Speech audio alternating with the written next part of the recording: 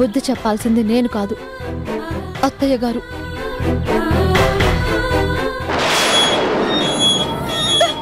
అత్తయ్య, అత్తయ్య!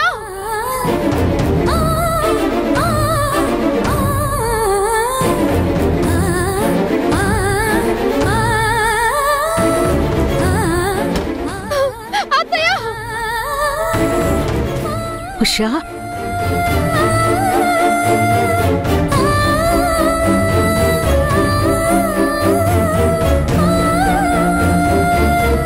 వదినా,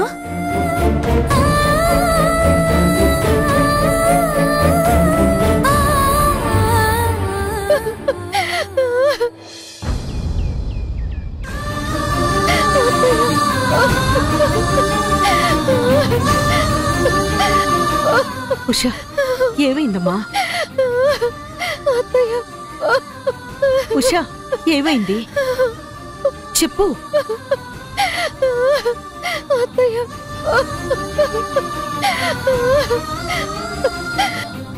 ఏంటమ్మా, ఏమైంది? అమ్మా ఉషా,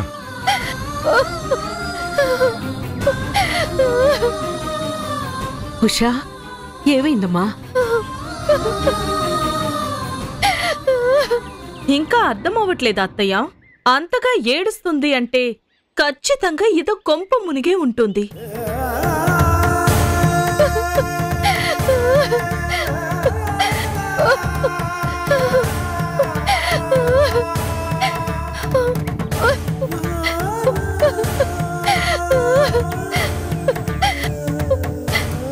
అవును, నా కొంపే మునగబోతోంది.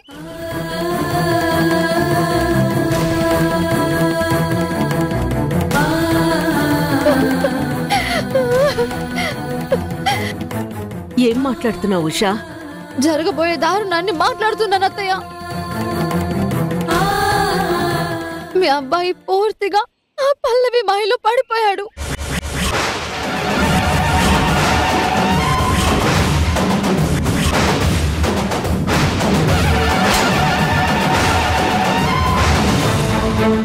అంకిత్ తో వైజాగ్ వెళ్తున్నానని మీ అబ్బాయి నాకు అబద్ధం చెప్పి పల్లవి ఇంటికి వెళ్ళాడు.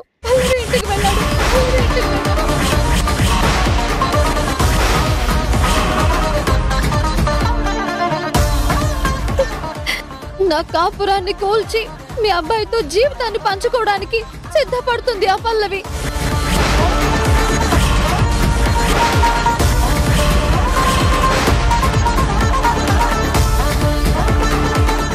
లేదమ్మా, అలాంటిదేం జరగదు.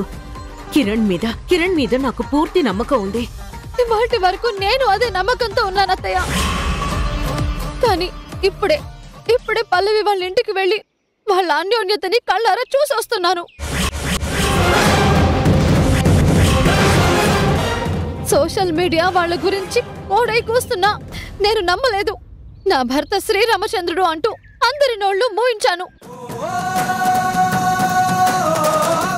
కానీ నా భర్త శ్రీరామచంద్రుడు కాదని కొందరి మగవాళ్లలా పరాయి ఆడదాన్ని మోజులో పడిపోయే సగటు మగవాడని ఈ రోజే అర్థమైంది.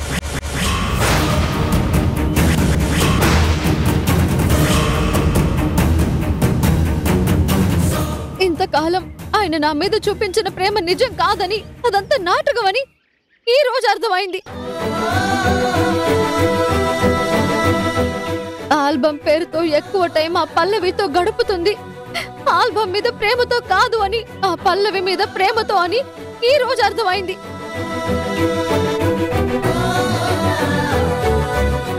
ఇప్పటికైనా మించిపోయింది లేదత్తయ్య. ఆ పల్లవి మాయలో పడి దారి తప్పిన మీ అబ్బాయికి గట్టిగా బుద్ధి చెప్పండి.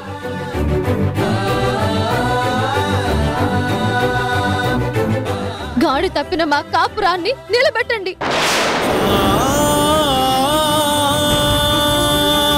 తప్పు చేసిన వాడు కొడుకైనా సరే నేను క్షమించను. దారి తప్పిన వాడికి, వాణ్ణి వల్లో వేసుకున్న ఆ మాయలాడికి బుద్ధి చెప్పి ఇంకోసారి ఇలాంటి తప్పు జరగకుండా చేస్తాను. పదమ్మా. ఏమండి, పదండి, రండి. ఏమండి, ఏమండి ఏమండి నానా నానా ఏమండి మామయ్య ఏమండి ఏమండి నానా ఏమండి ఏమండి నానా నానా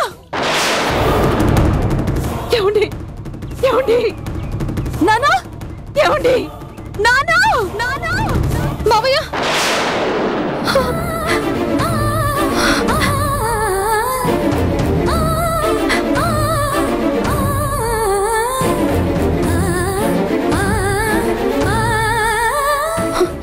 జరగకూడదు, అలాంటిది ఏమీ జరగకూడదు. మేఘనాక్క చెప్పినట్టు అలాంటి తప్ప ఎప్పటికీ చెయ్యరు. ఇదంతా మేఘనాక్క పల్లవి చేస్తున్న కుట్ర అయి ఉంటుంది. అలాంటి కుట్రలు చేయడం ఆపమని పల్లవికి గట్టిగా చెప్పాలి.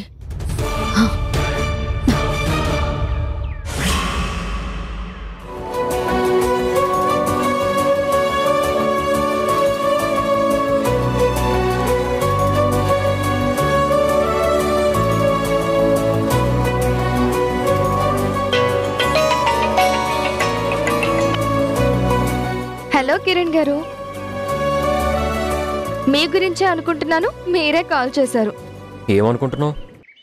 మీరింకా రాలేదేంటా అనుకుంటున్నాను. తొందరగా వచ్చేయండి కిరణ్ గారు. మీరు నాకు ఇచ్చింది చాలా తక్కువ టైం. ఆ తక్కువ టైంలో ఎక్కువ టైం నా పక్కనే ఉండాలని నేను కోరుకుంటాను కదా.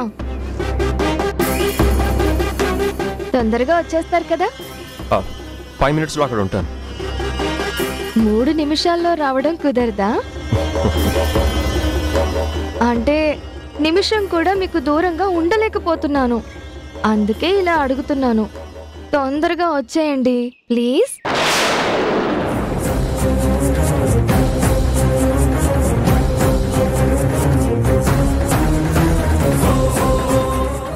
వచ్చేస్తాను. Bye bye.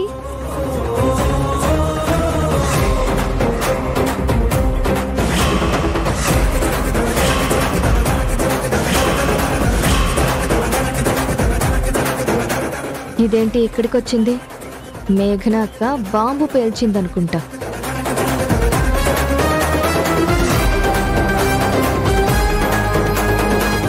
ఏంటి ఉషా అక్కడే ఆగిపోయావు?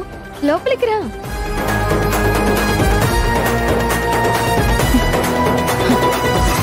ఎక్కడ ఆయన? ఎక్కడ? ఓ, మీ ఆయన్ని వెతుక్కుంటూ వచ్చావా? వైజాగ్ వెళ్ళిన భర్తని హైదరాబాద్లో వెతుక్కుంటూ వచ్చావంటే తను వైజాగ్ వెళ్ళలేదని, నా దగ్గరే ఉన్నాడని తెలిసే వచ్చుంటావు.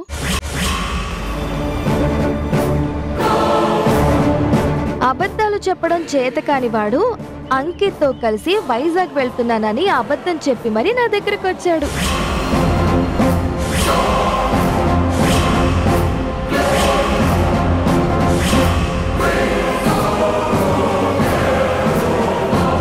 చూసావా, నువ్వు శ్రీరామచంద్రుడు అనుకుంటున్న నీ భర్తని ఎంత దూరం తీసుకొచ్చానో చూసావా?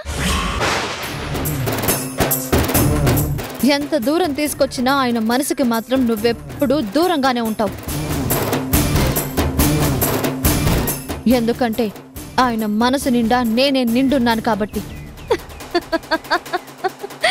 Good joke.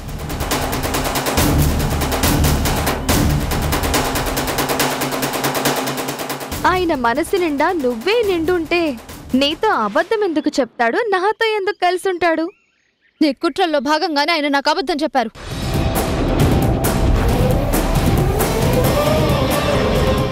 నీ కుట్రలో భాగంగానే ఆయన నీతో కలుస్తున్నారు.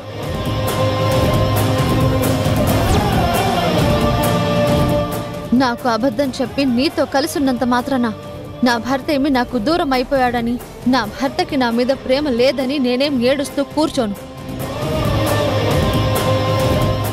ఎందుకంటే నీలాంటి వాళ్ళు 1,00,000 మంది ఆయనకి దగ్గర అవ్వాలని ప్రయత్నం చేసినా నా భర్త శ్రీరామచంద్రుడు అని నేను మనస వాచ కర్మణ నమ్మాను కాబట్టి.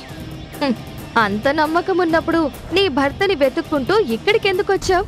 నేను నా భర్తని వెతుక్కుంటూ ఇక్కడికి వచ్చింది ఆయన మీద నమ్మకం తగ్గి కాదు. మరి ఇలాంటి ప్రయత్నాలు నువ్వెన్ని చేసినా ఉపయోగం ఉండదు అని నీకు చెప్పడానికొచ్చాను.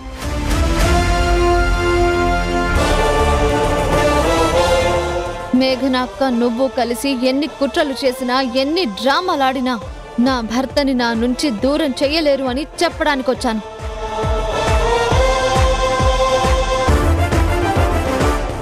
బలమైన మా భార్యాభర్తల బంధం ముందు నా భర్తతో నువ్వు కోరుకుంటున్న హీనమైన బలహీనమైన ఆ సంబంధం నిలబడదని చెప్పడానికొచ్చాను.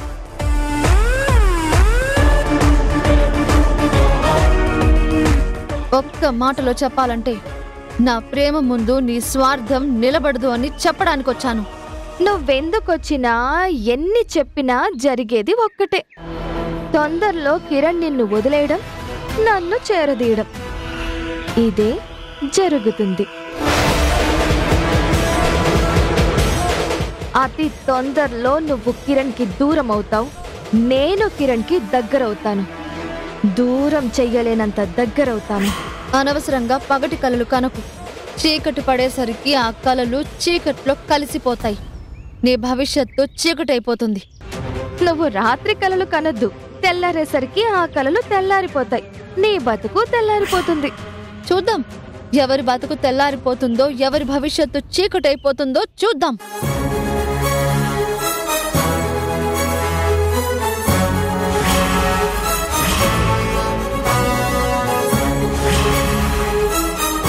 పరాయి స్త్రీ భర్త అయిన రాముణ్ణి మోహించినందుకు శూర్పణఖకి ఏ గతి పట్టిందో, నా రాముణ్ణి మోహించిన నీకు కూడా తొందరలో ఆగతే పడుతుంది.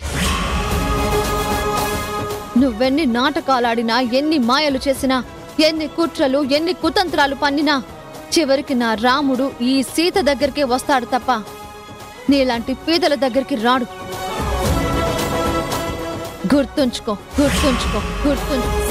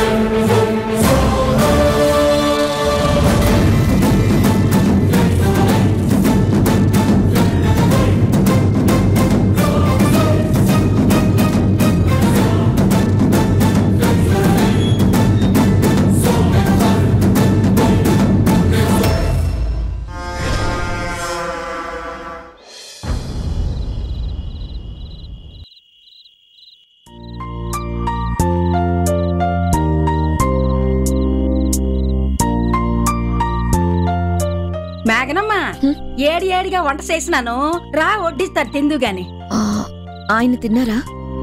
ఆయన ఏ అయినా? ఏ ఆయన ఏంటత్తయ్యా? మా ఆయన.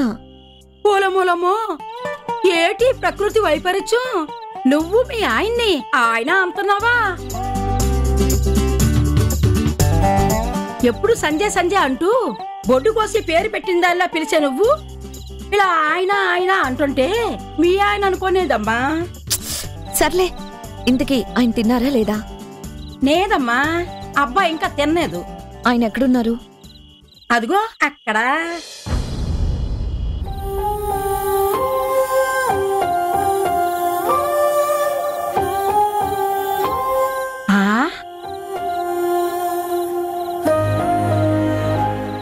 సంజయ్, ఇక్కడున్నావా? రా, కలిసి భోంచేద్దాం పద.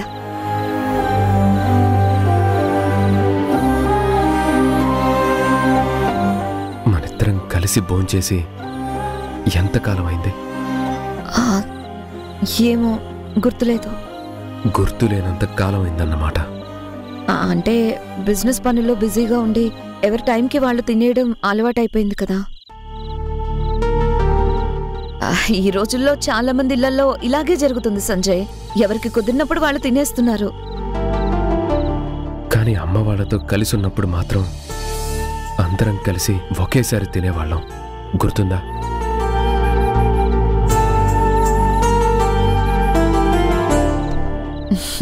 ఓకే సంజయ్, ఇక నుంచి మనం కూడా అలాగే ట్రై చేద్దాం. ప్రామిస్. ఓలమోలమోలమ్మో, ఇప్పుడు మీ ఇద్దరు నా కళ్ళకి మొగుడు పిల్లలా ఒప్పిస్తున్నారు. మీకు నా దిష్ట తగిలేలా ఉంది. దిష్టి తగిలే అంత ప్రేమేం లేదులే నాకు ఆయన మీద.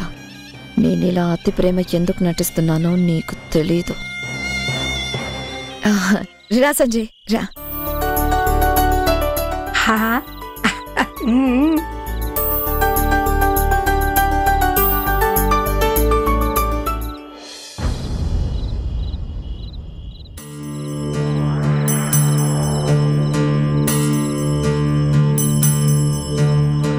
ఎందుకు చెంతకి వస్తావో, ఎందుకు చెయ్యొదిలేస్తావో స్నేహమా. కిరణ్ అంకిత్ తో కలిసి వైజాగ్ వెళ్తున్నానని నీకు అబద్ధం చెప్పి ఈ ఊళ్ళోనే పల్లవితో కలిసి వాళ్ళ ఇంట్లో కాపురం పెట్టాడు.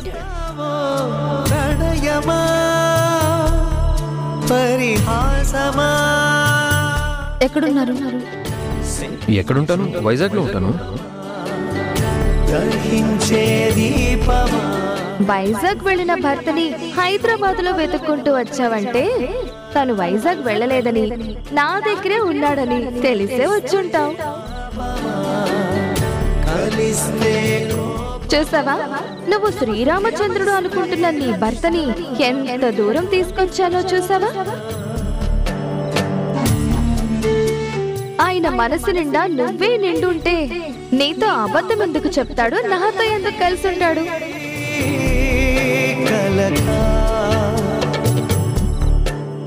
నువ్వెందుకొచ్చినా ఎన్ని చెప్పినా జరిగేది ఒక్కటే. తొందరలో కిరణ్ నిన్ను వదిలేయడం, నన్ను చేరదీయడం. ఇదే జరుగుతుంది. అతి తొందరలో నువ్వు కిరణ్ కి దూరం అవుతావు, నేను కిరణ్ కి దగ్గరవుతాను. దూరం చెయ్యలేనంత దగ్గరవుతాను. చెప్పక తప్పదు వీకోలు.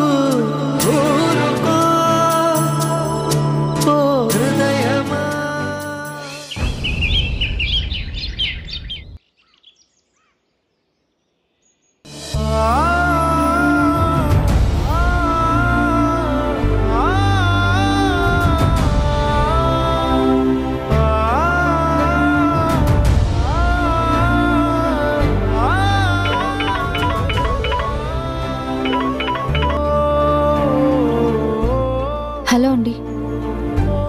హలో ఉషా, ఏం చేస్తున్నావు? మీ గురించి ఆలోచిస్తున్నాను. నాకు తెలుసు నువ్వు ఆ ఫీల్డ్లో ఉంటావని. మన పెళ్ళయ్యాక ఎప్పుడు ఇలాంటి పరిస్థితి రాలేదు కదా, అందుకే అలా ఫీల్ అవుతున్నావు. అవునండి, ఇలాంటి పరిస్థితి ఎప్పుడూ రాలేదు, ఇక ముందు కూడా రాకూడదు.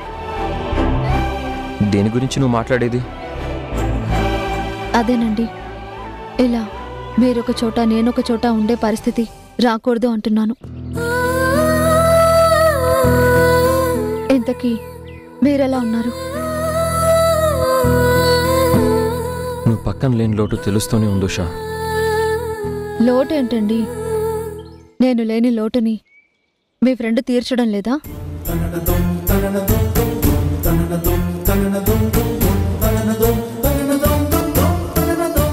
అదేనండి, మీ ఫ్రెండ్ అంకిత్ మీకు కంపెనీ ఇవ్వడం లేదా అంటున్నాను.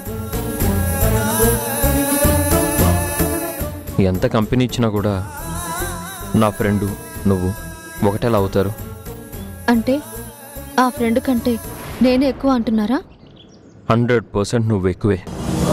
నాకు కావాల్సింది కూడా అదేనండి. ఇంతకీ మీరు ఎప్పుడొస్తున్నారు? ఇక్కడ పని పూర్తి కాగానే వచ్చేస్తాను. నువ్వు బెంగపడకు.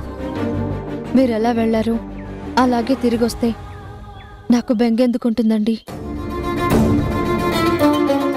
ఎలా వెళ్ళానో అలాగే తిరిగి రావడం అంటే అక్కడ ఫుడ్ సరిగ్గా తినక చిక్కిపోతారేమోనని అలా చిక్కిపోకుండా ఎలా వెళ్ళారు అలాగే తిరిగి రావాలని అంటున్నాను.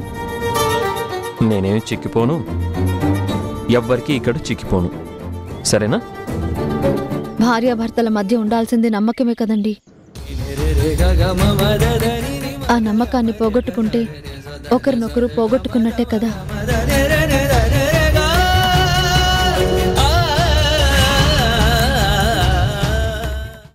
నీకోసం ఇంకో గిఫ్ట్ కూడా తీసుకొచ్చాను.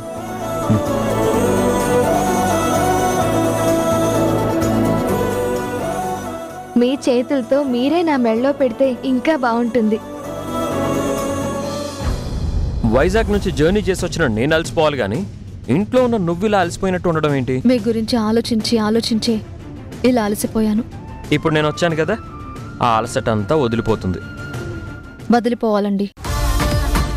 వదిలిపోతేనే మనం హ్యాపీగా ఉంటాం.